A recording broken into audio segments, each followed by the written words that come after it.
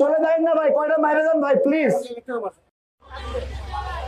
জোরে মারো, জোরে মারো, আর একটা মারো, মারো মারো মারো, দেখি তুমি কোথা থেকে মারছো, দেখি মারো না ভাই, আরেকটা মারো, আরেকটা। আমি আপনাদের মিনিমাম না এখানে কাজটা ঠিক করতে, সে ঠিক করছে কাজটা। এই না, এই গাড়ি থেকে নামাই দেবো।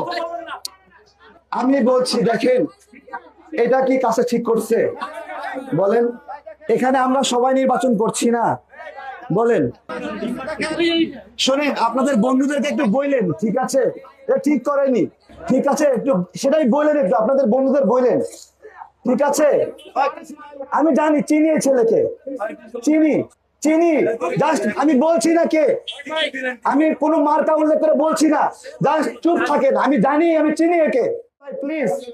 এই যে আমি তারেক, জুলাই গণ-অভ্যুত্থানে জান বাজি রেখে লড়াই করছি, এবং আমি বলছি শুধু এখন না, যারা আমাকে ডিম মারছে না, লুকায় ছিল, কথা বলেনি কোনোদিন, আওয়ামী লীগ ছিল তাদের পরিচয়, হঠাৎ করে পাল্টায় ফেলছে, আমাকে সহ্য হচ্ছে না। আমার কথা আসো, ডিবেট করি, আমাকে জিজ্ঞাসা করো তোমার কোনো বিষয়ে আপত্তি থাকলে, কথা বলি। কিন্তু এইভাবে আক্রমণ করা, জায়গায় জায়গায় হ্যারাসমেন্ট করা, এইটা মানুষের মধ্যে পড়ে না। আমাদের দাঁড়িপাল্লার ভাইরা থাকলে ভালো হতো। চলে গেল তো। দেখেন, প্রথমে তারা ডিমটা মারছে, সঙ্গে সঙ্গে পুরো গ্রুপ মিলে হাজির হয়ে গেছে, কিন্তু এই যে আপনারা এতগুলো মানুষ দাঁড়াইছেন, এই জন্য ভয়ে কিছু বলে নাই, বুঝছেন। পরপর দফায় দফায় 3 বার হামলা করছে। না না, একটা উপর থেকে একটা সাইড থেকে মারছে, আমি দেখছি। ওরা মোটামুটি ওই মোড় থেকে ধরছে, বুঝছেন, মোড় থেকে ধরছে। আমি একটা কথা বলি ভাই, আমি আম ব্যবসা করি, আমাকে এই জন্য অনেকে ট্রোল করে, আম তারেক বিভিন্ন কিছু বলে, আমি এটা মাইন্ড করি না, যে বলতেছে বলুক। আচ্ছা, এই রাজনৈতিক জীবনে 18 সালের পর থেকে এই যে এতবার জেল খাটছি, গুমের শিকার হয়েছি, রিমান্ডে পুরা শরীর কালো হয়ে গেছে। আমি আপনাদেরকে বলছি, আপনারা এই এলাকায় কখনো দেখছেন কোন ব্যবসায়ীর কাছে চান্দা চাওয়া, ঝামেলা করা, টাকা চাওয়া, এগুলো করছি কখনো? কোন নামগন্ধ দেখছেন?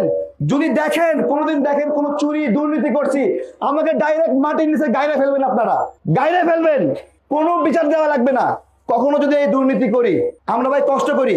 আজকে যে জামাতের ভাইরা ডিম মারছে, আমি বলতেছি, ওরা যখন গর্তে ছিল কথা বলতে পারতো না, আমি ওদের জন্য কথা বলছি। এখন কেন বলি না? যেদিন রিপোর্টার সিনিতে 2 জন মুক্তিযোদ্ধাকে কলার ধরে টাইনে মাটিতে ফেলে লাথি মারছে, সেদিন থেকে আমি আর বলি না। সম্ভব না আমার এই সাপোর্ট করা। আমার মুক্তিযোদ্ধারা এখনো বেঁচে আছে, তাদেরকে অসম্মান করবে